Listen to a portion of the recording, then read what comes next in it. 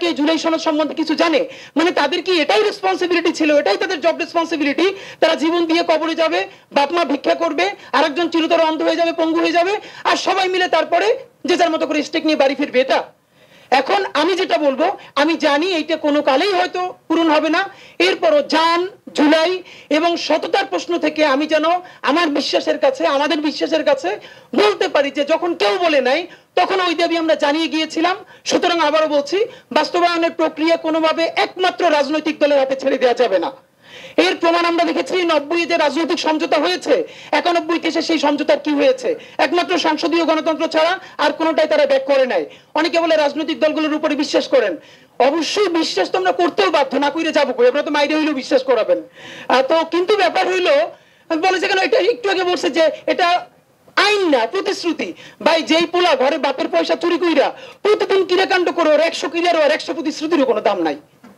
সুতরাং আমাদের কাছে আমাদের রাজনৈতিক দলগুলো হলো আমাদের সেই পোলা। নামাজের সময় এই যে ইলেকশন আসছে, জুব্বা পড়বে, টুপি পড়বে, আল্লাহ বিল্লাহ করবে, মিলাদ গাইবে, একটু পর আবার মৌলবাদী বলবে যখন যা লাগে। এই পলিটিক্সটাই ওকে, আমি তো এই পলিটিক্সটাকে ফাইন মনে করি, যখন যেটা লাগবে, এটা নিয়ে সমালোচনা নাই। কিন্তু আল্লাহর ওয়াস্তে যেটা বলি, এই জুলাই সনদ আপনারা রাজনৈতিক দলরা বসে বলেন কি করবেন, কিন্তু এর বাস্তবায়ন ইজ ভেরি ইম্পর্টেন্ট। এই জুলাই সনদ ন্যূনতম বাস্তবায়নের মধ্য দিয়েই সামনের জাতীয় নির্বাচন হতে হবে, এবং সেই নির্বাচনে প্রতিশ্রুতি থাকতে হবে যে সেই সংসদ ম্যান্ডেট নিয়ে এসে নতুন বাংলাদেশকে নতুন সংবিধান উপহার দিবে। আর মানে আরেকটা ব্যাপার ভাইয়েরা মাঝে মধ্যে বলে যে গণভোটে মজা, এরপরে জাতীয় পরিষদ নির্বাচনে মজা, জাতীয় সংসদ নির্বাচনে মজা না। মানে এটা একটা কেমন? দুনিয়ায় বহু দেশের উদাহরণ আছে, প্যারালালি গণপরিষদ নির্বাচন হয়েছে, তারা সংবিধানও প্রণয়ন করেছে, আবার সংসদেও অ্যাক্ট করেছে। তো যদি সংসদ নির্বাচনে আপনার কোনো ভয় না থাকে, তাহলে সংবিধান প্রণয়নের জন্য গণপরিষদ নির্বাচন আপনার ভয়টা কিসের ভাই? জনগণ তো একই। এখন আমাদেরকে যে বলেন যে আমাদের গণভোটে এত মজা, তাহলে আপনাদের সংসদীয় নির্বাচনে এত মজা কেন? ফ্যাক্ট হলো জনগণই তো ম্যান্ডেট দিবে, তাহলে তারা ম্যান্ডেট দিতে দেন না কেন? তো আর একটা ব্যাপার, এখন যেটা হচ্ছে কথাবার্তা যাই আমরা জুলাই সনদের পক্ষে বলি, ঘুরে ফিরে মিডিয়া একটু বিএনপির বিরুদ্ধে দাঁড় করায়।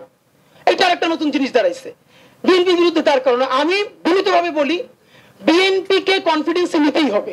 বিএনপির কনফিডেন্সের বাইরে রাখে বাংলাদেশে বিপ্লব হবে না, কিচ্ছু হবে না, এটা হলো প্র্যাকটিক্যাল কথা। তা আমরা বিএনপির মাহাদি আমির বাইরে ধরবো কি দিয়ে? আমরা ধরবো শহীদ জিয়ারে দিয়া। বিএনপির আমরা শহীদ জিয়ার পলিটিক্সে ফিরাবো ইনশাআল্লাহ। এবং সেই শহীদ জিয়া যেটা করেছে, আজকে আমাদের যে বন্ধুরা একটা কুতর্ক করার চেষ্টা করছেন যে আমরা নাকি সংবিধানের উপরে জুলাই সনদের, কি রে ভাই, এই সংবিধানই তো চাই না, তাহলে উপর আর নিচ থাকে কই? বলছি জনগণকে নিয়ে নতুন একটা সংবিধান নির্মাণ করবেন, সেই সংবিধান অনুযায়ী নতুন করে দেশ চলবে, ফ্যাসিবাদ কায়েম হবে না, তাহলে তার উপর নিচ থাকে কই? সবাই মিলে করবে। বিএনপি যদি ক্ষমতা আসে বিএনপি করবে, সমস্যা কি? তো সুতরাং আমি বিনীত অনুরোধ করি, প্লিজ আপনারা এবার যে রাউন্ডে বসবেন জাতীয় ঐক্যমত্য কমিশন, আপনারা এই আলাপ শেষে আমার মনে হচ্ছে আগামী 15টা দিন বাংলাদেশের খুব ক্রাইসিস যাবে, কারণ এখন জুলাই সনদ বাস্তবায়নের পরে নির্বাচনের ট্রেন ছেড়ে যাবে। সুতরাং এই সময়টা আমরা অত্যন্ত যেন প্রজ্ঞার পরিচয় দেই। দ্বিতীয়ত, প্রয়োজনে বিএনপির সাথে বারবার বসেন, বিএনপি বলেন যে বিএনপির ভয় পাওয়ার কিছু নাই। যেই বিএনপি যতক্ষণ খালেদা জিয়ার পক্ষে থাকবে, শহীদ জিয়ার পক্ষে থাকবে, ভারতীয় আধিপত্যবাদের বিপক্ষে থাকবে, ততক্ষণ পর্যন্ত সেই বিএনপির পক্ষে আমরাও দাঁড়াই লড়বো ইনশাআল্লাহ। কিন্তু বিএনপিকে আমাদেরকে ট্রাস্ট দিক। এখন আমি এনসিপি কে কেন বলি না, কারণ এনসিপি নতুন পার্টি। বিএনপি যদি বলে যে এই বাকশালী সংবিধানের বিরুদ্ধে দাঁড়ায়া নতুন সংবিধান দিব, তাইলে বিএনপির পক্ষে ইলেকশনে ক্যাম্পেইন করতে আমার কোনো দায় নাই। কিন্তু কোন পলিটিক্যাল পার্টিকে বলতে হবে যে বাকশালী সংবিধানের পতন ঘটিয়ে নতুন বাংলাদেশে নতুন সংসদে নতুন সংবিধান হবে, এবং সেটা জুলাই শহীদদের ম্যান্ডেট নিয়ে হবে। সেই পর্যন্ত আমরা লড়াই আছি, লড়াই থাকবো। বাংলাদেশ জিন্দাবাদ, ইনকিলাব জিন্দাবাদ।